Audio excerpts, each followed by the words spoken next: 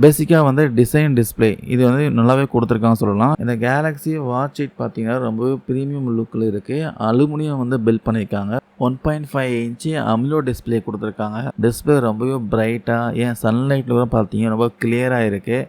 Bessel's ரொம்ப ஸ்லிம்மா இருக்கு. Light weight தான். கையில வந்து ரொம்ப கம்ஃபர்ட் ஃபீல் குடுக்குது. முக்கியமா இதில ஆல்வேஸ் ஆன் டிஸ்ப்ளே ஆப்ஷன் இருக்கு. இத நீங்க எனேபிளும் பண்ணிக்கலாம், ஆஃப் பண்ணிக்கலாம். ஆல்வேஸ் ஆன் டிஸ்ப்ளே ஆஃப் பண்ணீங்கன்னா, உங்களுக்கு பேட்டரி பெர்ஃபார்மன்ஸ் நல்லாவே இருக்கும். இன்கேஸ் ஆல்வேஸ் ஆன் டிஸ்ப்ளே வந்து ஆன் ஆகியிருந்தா கூட உங்களுக்கு பேக்கப் பார்த்தீங்கன்னா, ஒரு 20 ஹவர்ஸ் கிட்ட கிடைக்குது. சாஃப்ட்வேர் அண்ட் பெர்ஃபார்மன்ஸ் பார்க்குறப்போ இதில வியர் OS One UI 4.4 குடுத்துருக்காங்க. ரொம்ப ஸ்மூத் அனிமேஷன் வந்து ஃபீல் பண்ண முடியுது. ஃபாஸ்ட்டா ஆப் வந்து ஓப்பன் ஆகுது. எந்த ஒரு லேக்கும் ஃபீல் பண்ண முடியல. இந்த வாட்ச்ல பார்த்தீங்கன்னா, நெறைய ஃபேஸஸு, கஸ்டமைசபிள் விட்ஜெட்ஸ் நெறைய இருக்கு.